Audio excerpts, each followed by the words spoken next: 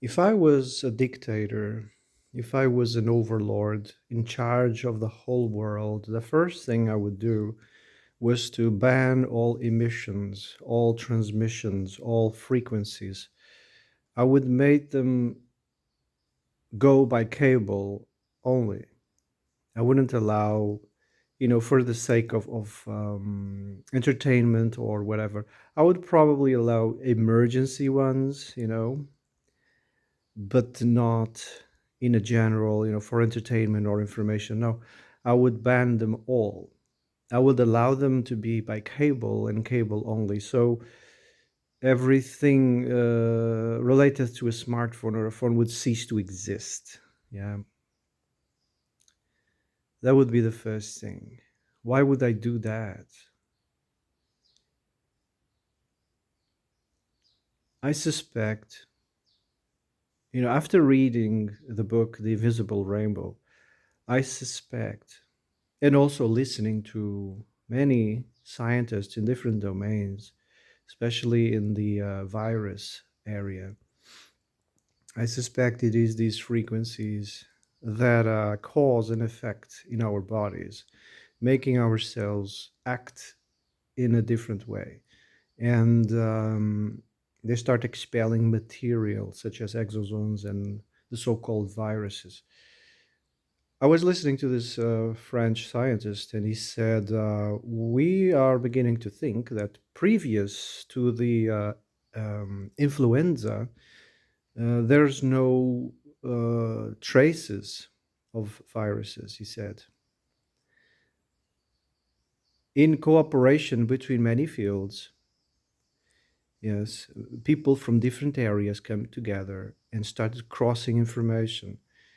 In studying human remains from before the influenza, there's no traces of any material, this material that is expelled from our cells that they call exosomes or viruses.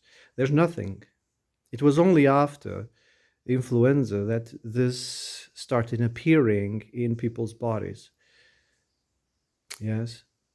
So after reading the book, The Invisible Rainbow, uh, you cross the information and notice that the first radar systems that was implemented, the first emergency frequencies used by the army, and then the whole Marconi, operation. That's when the influenza showed up in the world. Yeah, because before that, there's no traces, no evidence of that sort of effect, that disease, whatever you want to call it. So frequencies are linked to this thing that we call modern flu. Yes, there was no flu before that. There was no viruses. There is now. But anyway, the idea of what a virus is completely misunderstood. It's not a thing that is alive. It's not a thing that multiplies, that it's alive, or it's not a thing that passes from one person to the other. That's just propaganda, Anyway, superstition, The second thing that I would do, politically, I don't really, I can't really say what system is better. All systems that human come up with end up exploding, imploding from the inside when pathology becomes too much. So the closest thing that could work is democracy, but not the way that it's being implemented right now. So the second thing I would do, is to restrict voting to everybody that is under 40 years old. Yes, only people who would, you know, reach 40 years old could vote. Because before that, honestly, you just don't know what you're doing. You know nothing about the world. You haven't experienced the world. You don't know, you know nothing. And most people are highly, highly orientated towards finding and procreating, finding people and procreating. They haven't settled. Their mind is not fully yet settled. It's only after 40 years old that you start seeing the world for what it is. And I would allow, if I was a dictator, to for people to vote only after 40 years old. Yeah, that's the second thing. The third thing I would try to do was to reduce pathological behavior, because right now it's institutionalized. It's everywhere. Pathological behavior is rewarded, and it skyrocketed after the illumination period, in which they said humans don't have God. They eliminated God from the picture, and now it's humans that are gods. And look at what humans can do. From that moment, they start wondering about the secrets of the soul. They start wondering about the afterlife. They start wondering about magic. They start wondering about anything that is spiritual, and they focused only on humanism. Humans are now gods, and humans do these incredible things, with technology and everything. And it's that from that moment that pathological behavior became accelerated. Um, of course, at the same time, theories, which it's not a theory, it's actually theology, the theology of Marxism. It has nothing to do with reality. It's not rational, it's not logical, and it's not the theory of economics.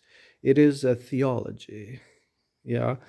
And it was adopted in the Illumination, after the second, should I say, after the French Revolution. It was adopted as the gospel of the new future. Yeah, it is this Marxist utopia that. So the third thing I would try to do is to um, reduce pathological behavior by introducing a philosophy, a theology, introducing natura naturans, this Sophia Paranesis. And it's important that people would study it early on. What people nowadays call mystery schools or occult schools. It's not occult, it's not mystery, it's out there. It's for everybody to study of the past, you know. All right. There's this text. It contains 18 volumes called the Bhagavad Gita. It's the oldest uninterrupted book, text, ontology that we possess nowadays. It is the oldest. It goes thousands of years before Christ, before the Common Era. It goes thousands of years. We don't know exactly. It is uninterrupted, and it's still being practiced by millions of people in India and million people outside India. It's a very famous text. From this text, many other philosophies, ontologies, whatever you call it. Some people even say these are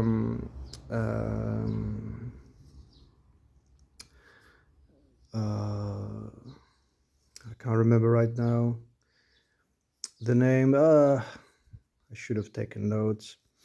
Anyway, derived from the Bhagavad Gita is Hinduism. Derived from the Bhagavad Gita is original Buddhism. Derived from the Bhagavad Gita is the Upanishads. Derived from these three that I just mentioned, there's other misinterpretations and misunderstandings, yes, mistranslations, of sectarian works, of gurus, and etc. And some of these are called Zoroastrianism, Abrahamic, faiths. They come from there, but it's a total misunderstanding. The closest to Hinduism, original Buddhism, etc., and the Upanishads, the closest is Platonism. Platonism is pretty much orthodox to the Bhagavad Gita. Yeah, It's pretty orthodox. But then again, you have this misunderstanding of the material gave origin to Abrahamic faiths and Zoroastrianism and all that stuff. Um, I've noticed studying a little bit. I mean, I'm still in the beginning, studying this philosophy, this ontology. I've noticed that it has mechanisms of expelling, almost like an antidote of expelling people who seek attention. Yeah. It expels people get turned off if they are looking for self gratification, if they are looking for enabling, such as narcissists. Narcissists will not feel attracted at all to this type of philosophy at all. And psychopaths, this philosophy, uh, the study of the soul, has mechanisms of expelling them, of exorcising them. That's what I find it fascinating. That's why it's not popular. Yes, it's not popular in the West and in many places, and that's why many mistranslations and misinterpretations occurred, because they wanted to twist the message. They wanted to twist what it meant to fit, pathological systems. Yeah.